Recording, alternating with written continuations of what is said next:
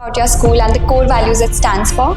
Ma'am, actually my school is a brand franchisee school and it is situated in Jaunpur. And कुछ बच्चों को ज़्यादा शायद support की ज़रूरत होती है पढ़ाई में, एकेडमिक्स में, तो उनके लिए आप क्या प्रोवाइड ma'am, करते हैं? see, we have the sentence I care. So I care is a concept we follow in all the areas.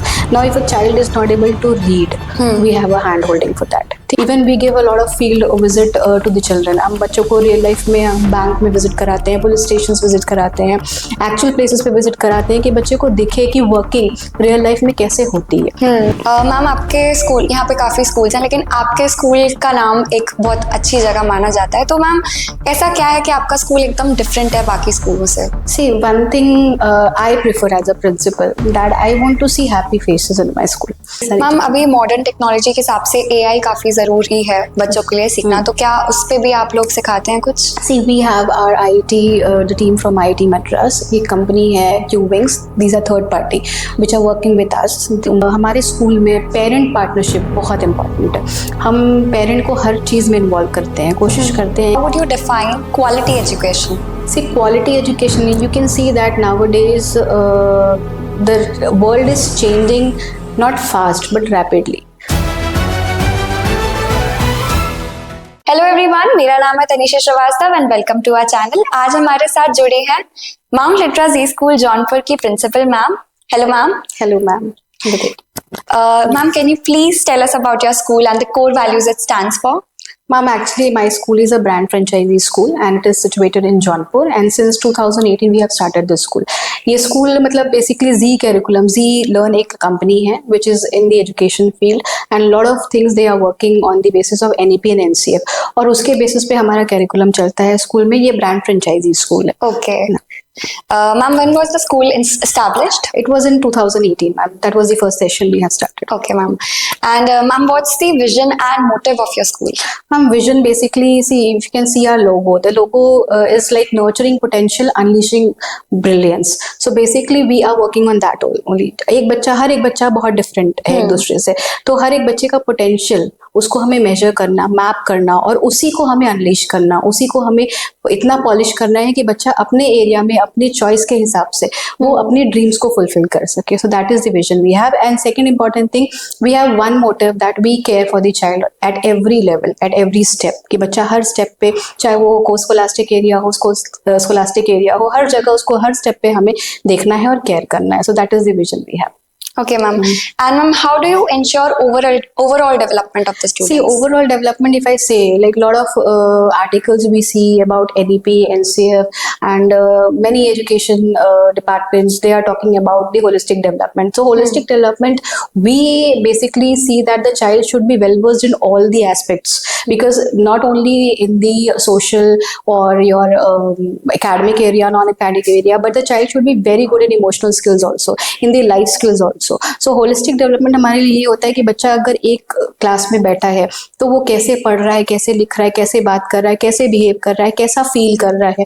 So everything we take, and we are working on the 10 dimension. Dimension means like social है, economical है, technological है, lot of things है, lot of aspects are there. एक अगर human अगर देखा जाए तो वो हर चीज को डील करता है. तो हम बच्चे को इसी एस्पेक्ट पे देखते हैं कि बच्चा हर एक चीज को अच्छे तरीके से डील करना सीखे, उसको टैकल करना सीखे लाइफ के बारे में. Yes, reality, and even the academics also. It's not only the non-academic area. Academic भी totally important है along with the non-academic areas. So that we do. So ma'am, what kind of extracurricular activities? See, extracurriculars, if I say in my school, like we have a lot of club activities. We have all type of competitions. The competitions are based on the real life connect. For example, if we say we have a lot of career options, तो जो career में चीजें चल रही हैं, जो बच्चा आगे future में after 12th करना चाहेगा, उसका हम एक glimpse उसको यहाँ पे competitions में देते हैं. That you can be as, for example, if I give you, you can be act as a news reporter. You can be as a radio jockey, right? You can be as a public speaker.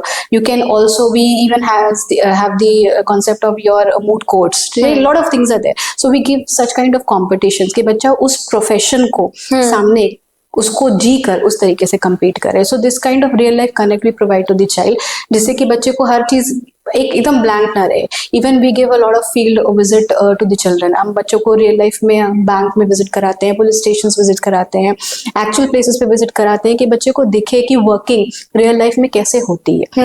बच्चे को ये ना पता रहे कि अच्छा bank है तो यहाँ पे ये प्रोफेशन में ये क्या होता है, वो ब्लैंक ना रहे. तो वो उसको इतना पता, इतनी समझ रहे कि अगर उसके सामने कोई चीजें आती है तो वो बस इस तरीके से ब्लैंक होकर देखे ना कि अगर मैं ये किस वर्ल्ड में हूँ. And you also know that the children are now what we can say कि वो बहुत ज्यादा एक्सपोज्ड हैं to the real world just because of a device, mobile phone की वजह से उनको सब पता रहता है. और अगर हम उस चीज को चैनलाइज स्कूल में नहीं करेंगे तो बच्चे को फिर वो मिसगाइडेड रहेगा. भाई वो नेट पे कोई चीजें देख रहा है इंटरनेट पे तो उसको लगेगा कि अच्छा यही सही है. बट स्कूल में अगर उस चीज का उसको नॉलेज नहीं रहेगा तो वो उस चीज का बैलेंस नहीं बना पाएगा. So that is correct knowledge is very important. और इसके लिए आप विजिट्स के लिए भी लेके जाते हैं. We call lot of good personalities in a school. They come and they talk. You know, this is the artificial intelligence world, right? तो हमारे बहुत सारे ऐसे प्रोफेशनल्स आते हैं जो स्कूल में बच्चों से बात करते हैं. Even we call doctors, we call engineers, we call police administration people, we call the people from the army background. So those come to the school and क्या होता है ना कि एक टीचर या एक प्रिंसिपल स्कूल में बहुत सी बातें हम भी करते हैं बच्चों से, लेकिन एक बाहर का कोई जब आकर उस अपने प्रोफाइल के अकॉर्डिंगली बातें करता है तो that is very impactful on the child. So ये चीज हम करते हैं. Okay, thank you ma'am. और एक और सवाल मैम, कुछ बच्चे अलग होते हैं, लाइक हर बच्चा अपने उसमें यूनिक है, तो मैम कुछ बच्चों को ज्यादा शायद सपोर्ट की जरूरत होती है पढ़ाई में, एकेडमिक्स में, तो उनके लिए आप क्या प्रोवाइड करते हैं? Ma'am see we have the sentence I care. So I care is a concept we follow in all the areas. Now if a child is not able to read, we have a hand holding for that. Okay, we have two programs. Basically, see what happens when the child is not good in the language, that is your Hindi and English. So that is the base for all the other subjects, right? So we have a program named as English Readiness Program and Hindi Readiness Program. Okay. So such kind of small programs we have at each level for the child to provide them the hand holding. Second thing, we run the remedial classes. Third important thing, we have a very good application. Our curriculum name is Litera Nova. So Litera Nova application जो है हमारी, वो बच्चों को बहुत hand holding देती है. Like if the child is not, for example, in a particular class, 40 students का class है, अगर बच्चा मे बी शाय फील कर रहा है या मे बी उसे लगता है कि नहीं ठीक है, आई हैव अंडरस्टूड, बट घर जाने के बाद अगर उसको क्लिक करता है कि this concept is not clear to me, so the application helps the child. उस एप्लीकेशन में बच्चा हिंदी में भी इंग्लिश में भी उस सारे कॉन्सेप्ट्स को देख सकता है इन डिफरेंट 3D मॉड्यूल. ठीक है, और उसके बाद उसके वर्कशीट्स भी सॉल्व कर सकता है. तो ये सारी चीजें हमारे एप्लीकेशन में ऑलरेडी, मतलब उसमें एक्स्ट्रा नोट्स प्रोवाइड करे जाते हैं. Everything they have. And even we have one segment in that is the ask the expert. जैसे हम चैट जीपीटी गूगल से पूछते हैं तो we have the ask the expert. जैसे गूगल पे और चैट जीपीटी पे आप जाओगे तो the child can ask anything, but उसमें ये रिस्ट्रिक्शन रहता है कि बच्चे को उसके लेवल की चीजें, लाइक उसके सब्जेक्टिव लेवल की चीजें, उसके ऊपर के कोई क्वेश्चंस उसमें एक्सेप्ट नहीं होते हैं. तो मतलब बच्चा कुछ भी पूछना चाहे but related to the subject, what is relevant for the child, तो वो बच्चा उसमें यूज कर सकता है. So these are the like little help we provide to the child, जिससे कि बच्चे को ये ना लगे कि मान लो sometimes it happens the child is absent in the school, उसके लेक्चर्स मिस हो गए, तो the child can go to the application and watch all the things from there. Okay, उसमें टेस्ट वगैरह भी ले एवरीथिंग, वर्कशीट्स है, टेस्ट है, सेल्फ असेसमेंट है, lot of things are there. मतलब it's a very good application. If you see like कि एक interactive application, even for it is very helpful for the parents also. कभी कभी parent बच्चे को हेल्प करता है to understand the chapter, and if the parent is not able to understand, so in the both the language, in English and Hindi, the whole chapter is there. तो parent देखकर बच्चे को हैंड होल्डिंग दे सकता है. Okay ma'am, आपके school, यहाँ पे काफी स्कूल्स हैं, लेकिन आपके स्कूल का नाम एक बहुत अच्छी जगह माना जाता है, तो मैम ऐसा क्या है कि आपका स्कूल एकदम डिफरेंट है बाकी स्कूलों से? See, one thing I prefer as a principal, that I want to see happy faces in my school. Either it is my watchman at the gate, my teachers, my staff members, my students, everyone, तो सबके चेहरे ना हंसते हुए नजर आने चाहिए. एक चीज तो पहले है, ठीक है. दूसरी चीज ये है कि हम बच्चों का मतलब एक कहते हैं ना कि केयर करना हर चीज में. बच्चे को एक क्लास में अगर मेरे 30-35 स्टूडेंट्स हैं तो a teacher knows about each and every child. ठीक है, बच्चे की क्या है, क्योंकि देखिए आपके क्लास में अगर 30 से 35 बच्चे बैठे हुए हैं और उन बच्चों का आप बैकग्राउंड नहीं जान रहे हो कि वो किस बैकग्राउंड से आ रहे हैं, घर पे क्या चल रहा है, क्या मन में स्ट्रेस है, किस माइंडसेट से बैठा है क्लास में, तो ये चीजें थोड़ा सा ना डिफरेंट फील कराती है। Even I feel that this is different, कि थोड़ा सा it's not only the child is coming to the class, आपने पढ़ाया, वर्क कंप्लीट किया और जाओ, नहीं, the teachers sit with the child. We have one class, एक माई मेंटोर लाइफ स्किल्स की क्लास चलती है हमारे यहाँ, जिसमें वीकली 2 क्लासेस रहते हैं, जिसमें टीचर बच्चे का सिर्फ सिंपल जनरल इंटरेक्शन होता है, एंड देयर आर क्वेश्चंस जो टीचर पूछता है बच्चों से, वो क्वेश्चन से टीचर अंदाजा लगा सकता है। बच्चा, हो सकता है कभी कभी बच्चे ओपन अप नहीं होना चाहते, लेकिन उस तरीके से कि वो अंदाजा लगा सकता है कि बच्चे के साथ चीजें सब ठीक चल रही है कि नहीं चल रही है। As you can see lot of issues we can see related to the mental health of the students in the junior classes और senior classes। तो ये सब चीज़ों से थोड़ा सा मुझे ये फील होता है कि हाँ, हमारे यहाँ बच्चों को किसी भी तरीके से नज़रअंदाज नहीं किया जाता है। Second thing, if we talk about the 21st century skills, we talk about the academics also, तो lot of support we provide to the child। बच्चे को एक, हमारे यहाँ स्कूल में जितनी भी कैरिकुलम है वो सारा हेड ऑफिस से ही मैप्ड होकर आता है। lot of research and development is going on over there every year on the basis of the feedback of all the 130 plus schools, they work on that। उसके basis पे मेरे table पे एक book आती है, और वो जो बुक मेरे सामने आती है वो बहुत ज़्यादा रिसर्च एंड डेवलपमेंट होकर आई होती है। तो बच्चा अगर वो बुक पढ़ रहा है, वो सॉल्व कर रहा है, वो कॉन्सेप्ट पढ़ रहा है, teachers are getting a well prepared lesson plan. Teacher यहाँ पे लेसन प्लान खुद से नहीं बना रहे हैं, हाँ they give their inputs, but उनको एक प्री प्लान सारी चीज़ें मिल रही है, they get the trainings everything, मतलब हर एक स्टेप पे सबको हैंड होल्डिंग मिल रही है यहाँ पे। तो इससे क्या होता है ना कि हर चीज़, and is nothing like that कि कोई चीज़ ट्रांसपेरेंट नहीं है कि मुझे किसी से कुछ छुपाना है, सब कुछ ट्रांसपेरेंट है। टीचर को सब पता है, बच्चे को सब पता है, पेरेंट को सब पता है। तो इससे ये लगता है ना कि सबको सब कुछ पता है, and everybody is having one objective, that the teaching and learning should happen in a proper way. So that is the thing. तो मैम, नेशनल एजुकेशन पॉलिसी 2020 के अकॉर्डिंग वो होलिस्टिक डेवलपमेंट एम्फेसाइज करता है बच्चों का। तो मैम, उसके बाद आपने क्या चेंजेस लाए हैं अपने स्कूल में? एनईपी की हम बात करें, अब जो एनईपी आई है हमारी, lot of things we were already doing it, ठीक है। एनईपी के आने का एक मेन वो था कि इंडियन वैल्यूज कहीं कहीं पीछे जा रही थी, ठीक है। स्कूल्स में हम, जैसे टेक्नोलॉजी इतनी तेजी से बढ़ रही है, lot of things are like improving in the universal thing, लेकिन ये था कि भाई इंडियन चीजें बच्चे पीछे कर रहे थे, कल्चर्स को पीछे भूल रहे थे, यहाँ के वैल्यू सिस्टम को, इवन जो गुरुकुल सिस्टम की हम बात करते हैं। तो everything is now inculcated in the new education policy, and the same is now been followed from our curriculum, ठीक है। बच्चे को ये भी पता है कि अगर मैं वर्ल्ड की बात करूं कि स्पोर्ट्स एक्टिविटीज हो रही हैं, lot of technical advancements are happening, but secondly the child is also knowing that this festival is celebrated in my country and why this celebrated. So these are the things which are inculcated in the NEP. तो ये चीजें थी जो कहीं कहीं miss हो रही थी। ये definitely it's not with my school, it's for all the school की ये कहीं कहीं पीछे जा रही थी। तो एनईपी ने इस चीज को एम्फोसाइज किया हुआ है कि आप भाई सब कुछ करो, like you go for the science, technology, advancement, everything, but you do not leave your culture back. तो ये सारी मैम, अभी मॉडर्न टेक्नोलॉजी के हिसाब से एआई काफी जरूरी है बच्चों के लिए सीखना, तो क्या उस पे भी आप लोग सिखाते हैं कुछ? See, we have our IIT, the team from IIT Madras, एक कंपनी है QWings, these are third party which are working with us, उनका हमारे साथ कोलैबोरेशन है, उनकी पूरी टीम यहाँ पर रहती है, and we make the children learn about all the STEM learning thing, and robotics है, AR VR है, coding है, space है, drone technology है, so everything we are already doing it। तो मैम, ये कौन सी क्लास से आप पढ़ाना सिखाते हैं? This we have started from grade 4th officially, but we have a curriculum from grade nursery onwards। nursery onwards ही हमारे बच्चों को छोटी छोटी चीजें जो प्री कॉन्सेप्ट्स होते हैं आर्टिफिशियल इंटेलिजेंस के, पैटर्न हुआ, एल्गोरिथम हुआ, एब्स्ट्रैक्शंस हुआ, तो ये सारी चीजें हमारे बच्चों को पहले पढ़ाई जाती हैं with the help of simple activities. तो ये सारा चीज हमारे inculcated in all the classes, तो वो अलग से है नहीं, because you can not leave the artificial intelligence. If you से कि आर्टिफिशियल इंटेलिजेंस का आज बड़ा शोर है कि AI आ गया है, but if you see that AI तो हमारे पास 1950 से ही है। You can just take example of your email में आपके जो स्पैम मेल्स आते थे तो वो किस बेसिस पे आते थे भाई, वो आपको कहीं ना कहीं से ट्रैक करते थे। तो AI बहुत पहले से वर्क करना स्टार्ट कर दिया है, लेकिन हाँ अब वो एडवांस्ड मोड पे चल रहा है। So that is the thing.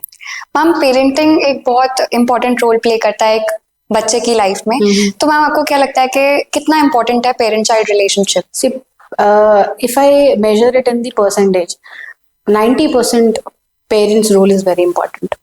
हमें लगता है हमारे पास बच्चा आ रहा है, ठीक है, लेकिन बच्चा यहाँ ज्यादा 4 से 5 घंटे है हमारे पास, ठीक है। And school is not only the academics, school कभी भी एकेडमिक्स नहीं होता है, स्कूल एक कम्युनिटी की तरह वर्क करता है। स्कूल बच्चे के जब होलिस्टिक डेवलपमेंट के बारे में बात करता है तो स्कूल बच्चे को बोलना, चलना, उठना, बैठना, इंटरेक्ट करना, सोशली कैसे बिहेव करना है, सब कुछ सिखाता है।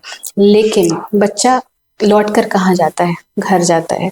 और बच्चा सबसे ज्यादा अटैच होता है पेरेंट्स से, और पेरेंटिंग इसलिए इम्पोर्टेंट है। कभी कभी पेरेंट्स आकर ये कहते हैं कि मैम हमारी तो नहीं सुनता है, टीचर की ही सुनता है। बट ठीक है, टीचर की सुनता है, बट लेकिन बच्चे का जो एक अटैचमेंट है, जो एक अनकॉन्शियसली वो फॉलो करता है, वो पेरेंट को फॉलो करता है। आप पेरेंट को लगता है कि नहीं, हम डर से या बोलकर या थोड़ा सा टीचर के प्रेशर से हम बच्चे को कंट्रोल कर सकते हैं, बट ऐसा कुछ नहीं है। आप चाहें तो आप अपने बच्चे को इतने अच्छे से चैनलाइज कर सकते हैं। इवन मैंने बात की कि हमारे स्कूल में पेरेंट पार्टनरशिप बहुत इंपॉर्टेंट है। हम पेरेंट को हर चीज़ में इन्वॉल्व करते हैं, कोशिश करते हैं कि पेरेंट इवन जो एकेडमिक की चीज़ें हैं, नॉन एकेडमिक एक्टिविटीज़ है, we want the parents to come to the school. वो भी बार जितना ज़्यादा स्कूल आएंगे, भाई उनको कोई चीज़ छुपाने की है नहीं। यहाँ पर आप आइए, आप देखिए, समझिए, इन्वॉल्व होइए बच्चे के साथ। तो उस हिसाब से ना एक ग्राफ बहुत डिफरेंट रहता है। तो parenting plays very important role. और आपका पेरेंट का सबसे बड़ा एक ये होता है ना इम्पैक्ट, जब बच्चा स्टेज पे खड़ा। I just give you a small example. When you see a child on the stage and there is a presentation going on, the child expects कि मेरे भी पेरेंट आकर मुझे देखे। And I have seen lot of examples कि चेहरा नीचे गिरा हुआ है अगर मम्मी पापा नहीं दिख रहे हैं, और जैसे ही मम्मी पापा को देखते हैं and then you see the bright face and then you see the confidence on the child। तो ये सब चीजें ना बहुत मैटर करते हैं। एग्जैक्टली, एक चाइल्ड के लाइफ के लिए तो बहुत इम्पोर्टेंट है। बहुत ज्यादा, बहुत। पेरेंट्स जितना सपोर्टिव होते हैं, जितना मोटिवेट करते हैं, उतना ही बच्चा भी आगे जाता है। And also you need to understand, see I am not telling कि भाई पेरेंट भी अपनी लाइफ में उसकी भी बहुत रिस्पॉन्सिबिलिटीज है। तो अगर मदर घर पे है तो उसकी बहुत रिस्पॉन्सिबिलिटीज है। I am also a mother, my child is also studying in this school, he is in grade 8, श्रेष्ठ नाम है उसका, and he is a very lovely child and very happy child.